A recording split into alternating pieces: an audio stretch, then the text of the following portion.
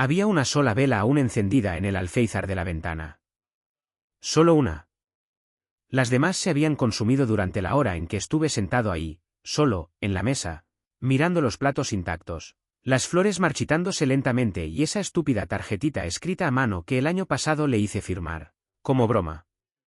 Decía, para mí Emory para siempre, pase lo que pase, siempre haré que tu cumpleaños sea el día más importante del año. Este año ni siquiera la miró. A las 9:14 en punto, la puerta principal se abrió con un chirrido. Sin llaves, sin disculpas. Solo el sonido de las botas cayendo descuidadamente y su bolso golpeando el suelo. No me levanté. No dije nada. Solo esperé. Entró a la cocina como si fuera cualquier jueves por la noche. No mi cumpleaños. No la noche en la que desapareció sin enviarme ni un solo mensaje. Y entonces vio la mesa, las velas, la comida, la tarjeta y a mí. Oh, dijo. Eso fue todo. Solo un oh. Sin abrazo. Sin feliz cumpleaños. Sin explicación. Al final hablé, en voz baja. ¿Esto es lo que me toca? Y ahí explotó, como si le hubiera pedido que subiera el Everest descalza. ¿En serio vas a hacer un drama con esto? Dios, Emory, no todo gira alrededor de ti. Tal vez tuve un día horrible. ¿Eso se te pasó por la cabeza? La habitación quedó en silencio después de eso. Mi cara debió decir más de lo que mis palabras podrían haber dicho nunca. No estaba gritando. No estaba tirando cosas. Solo estaba ahí, sentado. Me miró unos segundos. Su expresión cambió de irritación a culpa. Luego dio un paso hacia mí, como si de repente recordara el guión. No quise decir eso, dijo, más suave. No quise decir nada de eso. Te quiero, ¿vale? Me tocó la mano. La misma mano que había escrito esa maldita tarjeta. Y por un momento, la dejé hablar. La dejé besarme la frente y susurrar solo estoy cansada. Como si eso borrara todo. Pero cuando se fue a la ducha, caminé hasta su bolso. No sé qué estaba buscando. Pero encontré algo que no debía. Un recibo de las 7:46 de la tarde. 2 copas de vino. Un filete. Un salmón. 2 postres. Un restaurante que habíamos dicho que probaríamos juntos. Esa noche entendí algo. El amor puede sonar como no quise decirlo. Pero la traición susurra con recibos. Salió de la ducha tarareando. Tarareando como si fuera otra noche cualquiera. Como si yo no hubiera estado ahí sentado, tratando de entender si estaba perdiendo la cabeza o mi matrimonio. Llevaba el pelo húmedo recogido en un moño descuidado y esa sudadera enorme que solo se ponía después de noches largas fuera, diciendo que era cómoda. ¡Qué gracioso! Antes me parecía tierno. Ahora parecía una armadura. Algo que ocultaba cualquier verdad que aún se le pegara a la piel. Pasó a mi lado y se dejó caer en el sofá como si no acabáramos de vivir el peor cumpleaños de la historia de los peores cumpleaños.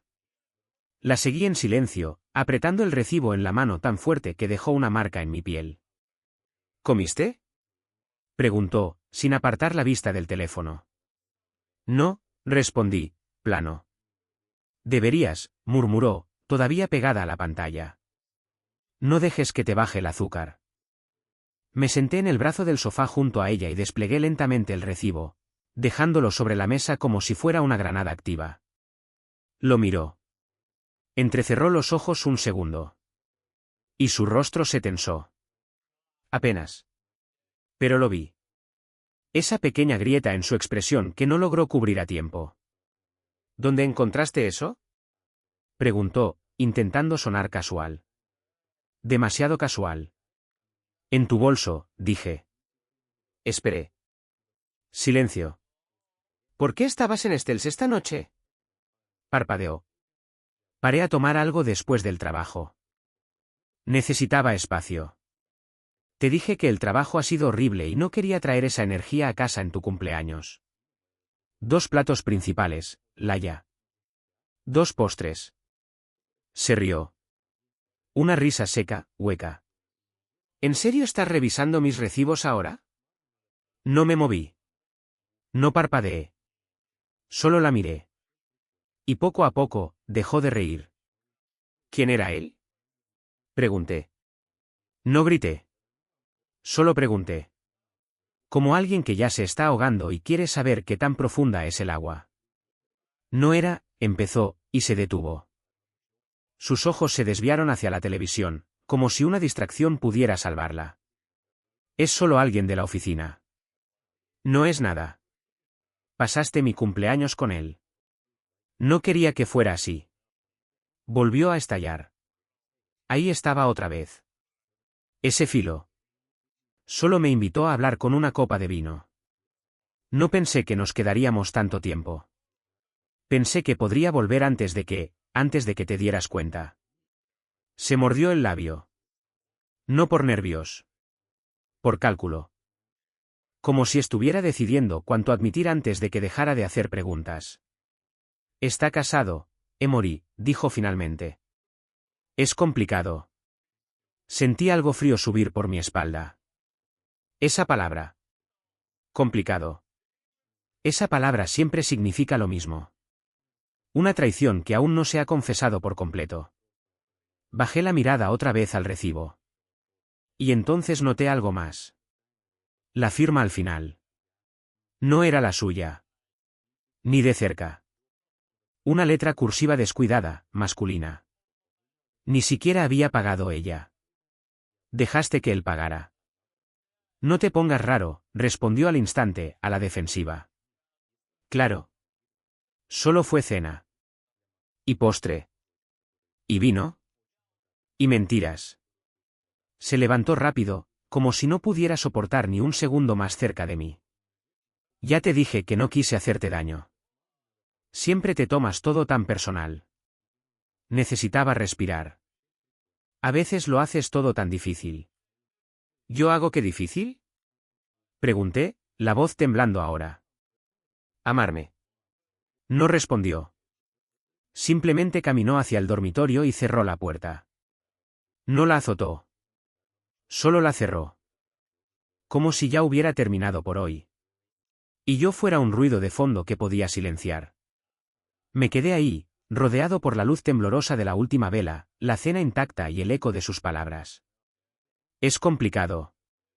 Ella aún no lo sabía, pero iba a desentrañar cada centímetro de ese es complicado. Y no le iba a gustar lo que encontrara. No dormí esa noche. Me quedé acostado en la oscuridad, escuchando el zumbido suave del ventilador y el movimiento ocasional de su cuerpo a mi lado. Dormía como una piedra. Sin culpa. Sin tensión.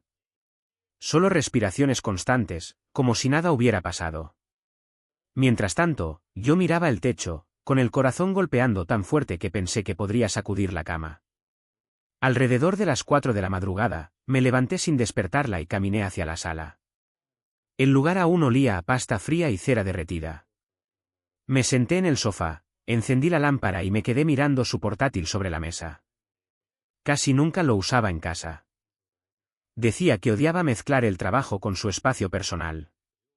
Pero yo sabía que lo dejaba ahí para emergencias. O tal vez por simple pereza.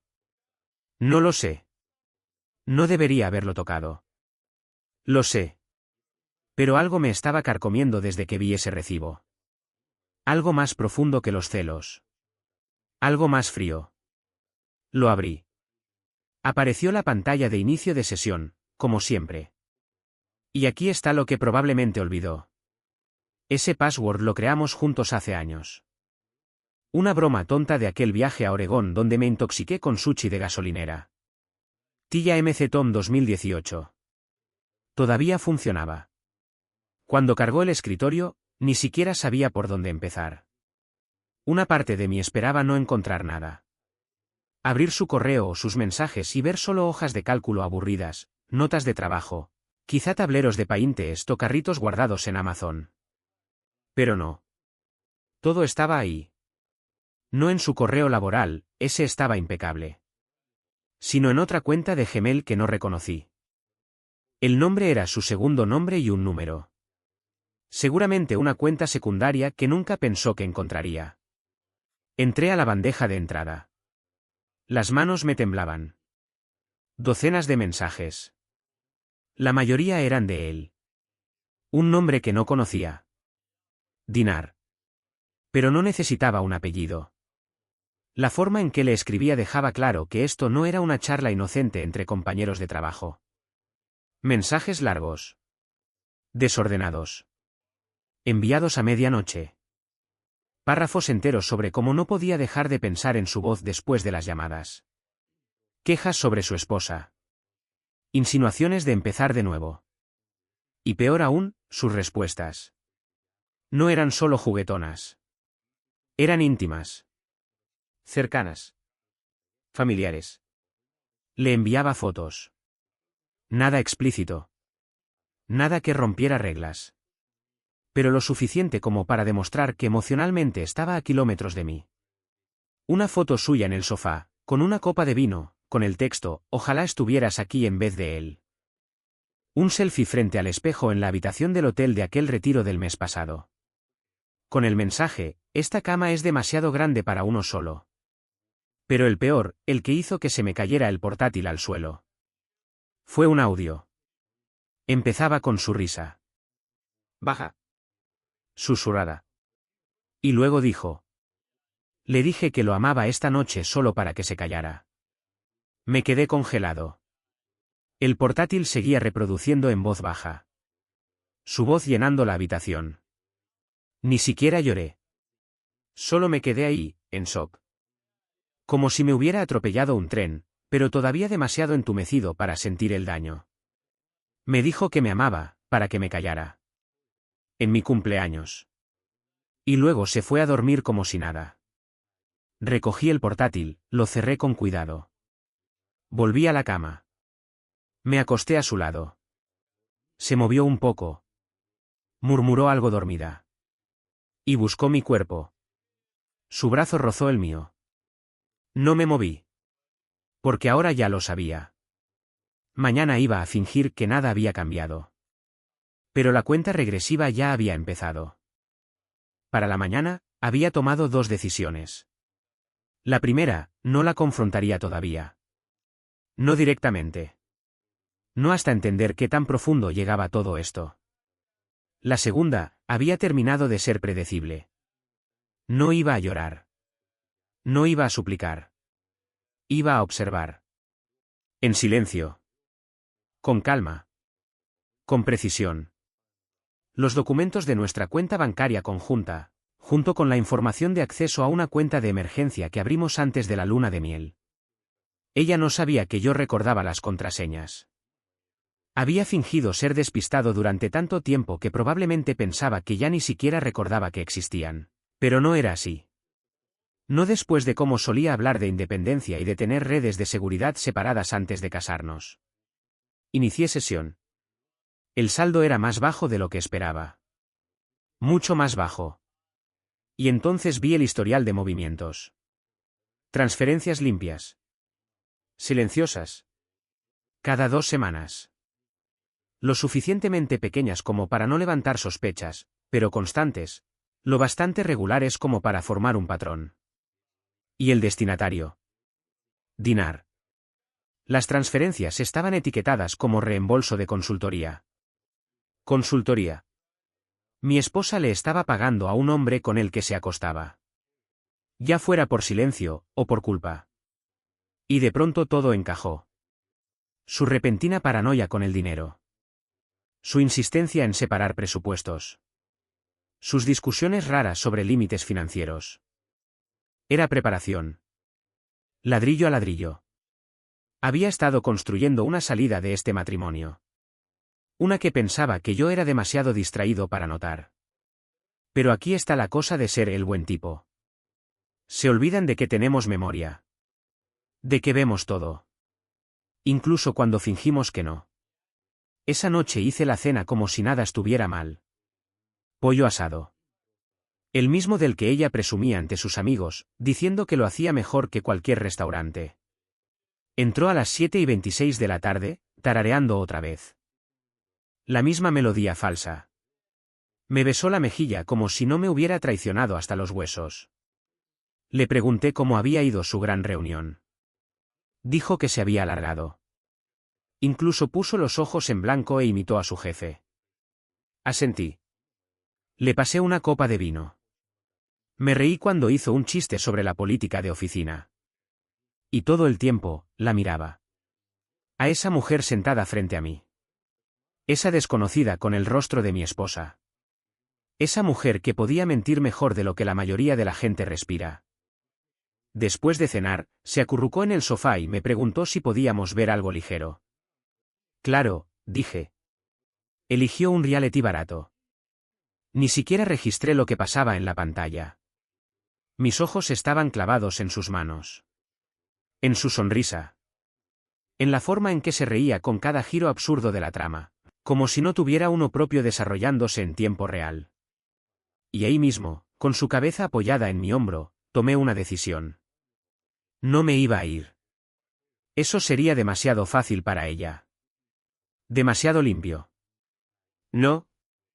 Iba a asegurarme de que viera cómo cada ladrillo de su vida secreta se derrumbaba a su alrededor. Movimiento a movimiento. En silencio. Con paciencia. Pasaron 3 días. No la confronté. No cambié mi tono. No dije ni una sola cosa fuera de lo normal. Y creo que eso fue lo que más la asustó. Porque Laia me conocía bien. Lo suficiente como para notar que el hombre que antes explicaba cada emoción, ahora estaba en calma. Demasiado en calma. Como la marea que se retira antes de una tormenta. Seguía preguntando si todo estaba bien. Has estado muy callado últimamente, dijo una noche mientras se cepillaba los dientes. Le dije que solo estaba cansado. El trabajo ha sido duro, murmuré. La misma excusa que ella había usado para esquivar la culpa. La aceptó. Pero vi el destello en sus ojos. La duda. La forma en que su sonrisa no llegaba a las mejillas. Estaba intentando adivinar qué sabía. Y fallaba.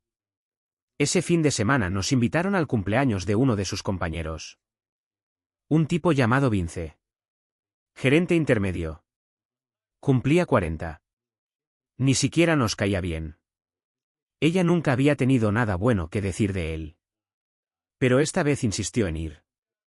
Será divertido, dijo. Nos despejará. No discutí. Claro. La fiesta era en un bar en la azotea, en el centro. De esos con luces colgantes y cócteles absurdamente caros que hacen que la gente se sienta más rica de lo que es. Llevaba un vestido verde oscuro que no le había visto antes. Dijo que era nuevo. Me pregunté si Dinar lo había elegido. Se veía increíble. Y por primera vez en semanas, no sentí nada al mirarla. Ni amor. Ni celos. Solo una especie de lástima distante.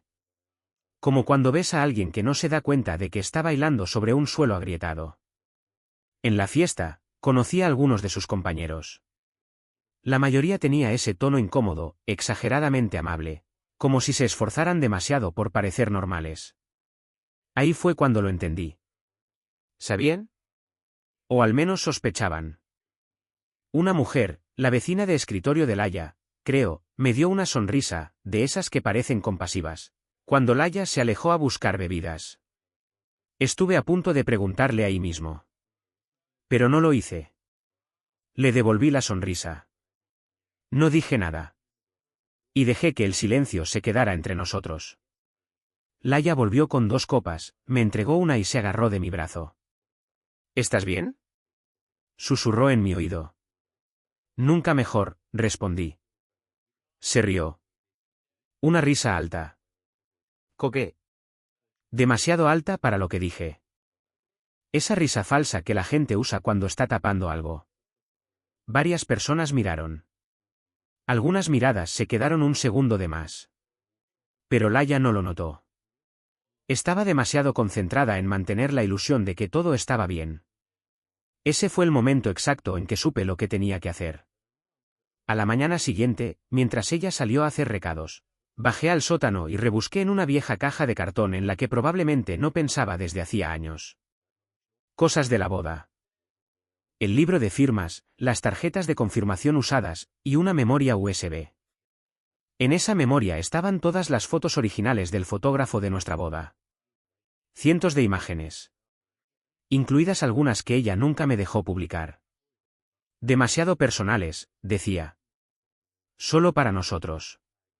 Pero recordaba una en particular. Una foto espontánea. Laia con su vestido, mirándome como si yo fuera todo su futuro. La subí. Luego programé una publicación para nuestra fecha de aniversario compartida. Faltaban 2 semanas. Pública. Con un texto que decía: hace 8 años, pensé que, para siempre, significaba algo. Sin contexto. Sin rabia. Solo esa foto. Esa mirada en sus ojos. Y un reloj en marcha para hacer estallar todo. Después llamé a un abogado. En silencio. Le expliqué todo con discreción. Me dijo que tenía suficiente. Más que suficiente. Registros financieros. Pruebas de infidelidad. Y ahora posibles testigos de su lugar de trabajo. Dijo que podíamos presentar la demanda cuando yo quisiera. Aún no, respondí. Porque Laia no había terminado de mentir. Y yo no había terminado de observar. El cambio fue sutil al principio. Un detalle que se me escapaba aquí. Una pregunta extraña allá. Era leve, pero lo sentía. Me aseguré de eso. No grité. No acusé. Ni siquiera reaccioné. Simplemente dejé que se retorciera dentro de su propia cabeza mientras yo ajustaba pequeñas variables, una por una. Y para alguien como Laia, que construyó sus mentiras sobre patrones predecibles, mi imprevisibilidad era una grieta abriéndose bajo su máscara perfectamente construida. Empezó un lunes. Me fui de casa antes de que despertara. Sin nota. Sin mensaje. Sin el típico, que tengas buen día con algún meme tonto. Solo silencio. No respondí su primera llamada. Ni la segunda. Al final, cerca del mediodía, escribió. ¿Todo está bien? ¿Dónde estás? Respondí 6 horas después. Ocupado. ¿Todo bien? Contestó con una sola palabra. Raro. Raro. Eso viniendo de ella. Seguí haciéndolo toda la semana. Cambiando mi ritmo un poco cada día. Volví al gimnasio, pero nunca le dije cuándo. Moví parte de mi ropa al cuarto de invitados. Dije que era por mis ronquidos. Me reía más con el teléfono cuando estaba cerca, pero nunca explicaba por qué. No era mucho. Solo lo suficiente para que mirara 2 veces. Lo suficiente para recordarle que el control es una ilusión. Luego llegó el golpe real. Ese sábado le dije que iba a casa de mi amigo Red. Noche de chicos. Películas viejas, cervezas. Nada importante. Asintió. Diviértete. Con ese mismo tono despreocupado que usaba cuando creía tener todas las cartas. No hizo preguntas. Ni siquiera levantó la vista del teléfono. La dejé pensar que no estaba en la ecuación esa noche. Pero no estaba en casa de Red. Aparqué a 3 calles y esperé. A las 8:52 de la tarde, salió de casa sola. Sin llamada previa. Sin avisarme. Iba vestida como no se vestía para mí desde hacía años. Tacones. El pelo suelto. Labial rojo oscuro. El mismo de mi cumpleaños. La seguí. No como un acosador. No necesitaba esconderme ni disfrazarme. Sabía dónde iba antes que ella. Cuando alguien engaña durante suficiente tiempo, sus patrones dejan de ser secretos. Se convierten en horarios. Se encontró con él en un bar de vinos cerca del parque. No en el hotel esta vez. Un lugar público. Casual. Abierto. Probablemente pensaba que así parecía inocente. Me quedé al otro lado de la calle. Fuera de vista. Teléfono en mano. Cámara lista. No se besaron. No esta vez. Pero la intimidad estaba ahí. Esa forma de hablar que solo tienen dos personas que ya conocen el cuerpo del otro. En un momento, ella se inclinó y tocó su mano. Y capturé el segundo exacto en que miró alrededor. Paranoica. Se miró en el reflejo de la ventana junto a su mesa. No una vez. Dos. Rápido. Ahí supe que lo sentía. La tensión. El cambio. Algo en su interior le susurraba. Él lo sabe. Pero todavía no confiaba en ese susurro. Lo ignoró. Sonrió. Se rió más fuerte. Pero siguió mirando ese reflejo como si pudiera delatarla. Se fue una hora después. Sola otra vez. Caminó a casa como si nada hubiera pasado. A la mañana siguiente, le preparé café. Prensa francesa. Su favorito. Me senté frente a ella en la cocina. La observé intentar ocultar lo cansada que estaba. ¿Estás bien? Pregunté con cuidado. ¿Dormiste mal? Tuve sueños raros, dijo. ¿Sobre qué? Levantó la vista. Pausa larga. No me acuerdo. ¿Mentía? Y le sabía amargo. Podía verlo. Soñé que nos estaban observando, dije con calma, dando un sorbo a mi café. Se quedó congelada un segundo. Fue suficiente. Supongo que eso hace la culpa, añadí, sonriendo. Su risa llegó tarde. Demasiado alta otra vez. Como en la fiesta. Se estaba quebrando. Y ahora que estaba al límite. Era momento de empujar. Ocurrió exactamente como quería. Lento. Silencioso. Devastador. Sin gritos. Sin una escena dramática en la cocina. Sin súplicas en el suelo. Solo un momento. Deliberado. Quirúrgico. Final.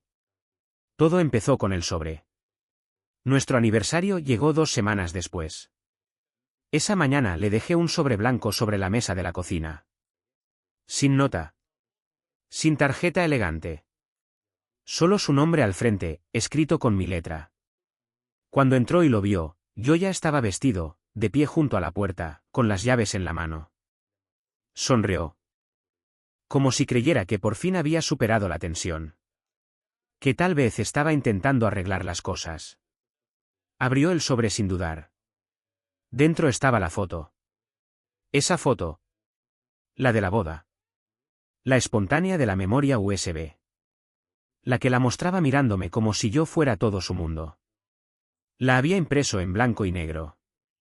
En la parte de atrás escribí 7 palabras, con letra limpia y pareja. Me mirabas distinto en aquel entonces. Eso fue todo.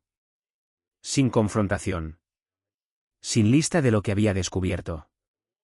Solo esa imagen, y esa frase. La miró como si fuera un rompecabezas que no podía resolver. Le temblaban las manos. La sonrisa se desvaneció. Abrió la boca, pero no dijo nada. Porque en el fondo ya lo sabía. Voy a salir un rato, dije, con calma. No me esperes. Me llamó. Emory, espera. ¿Qué es esto? ¿A dónde vas? No respondí. Solo salí por la puerta.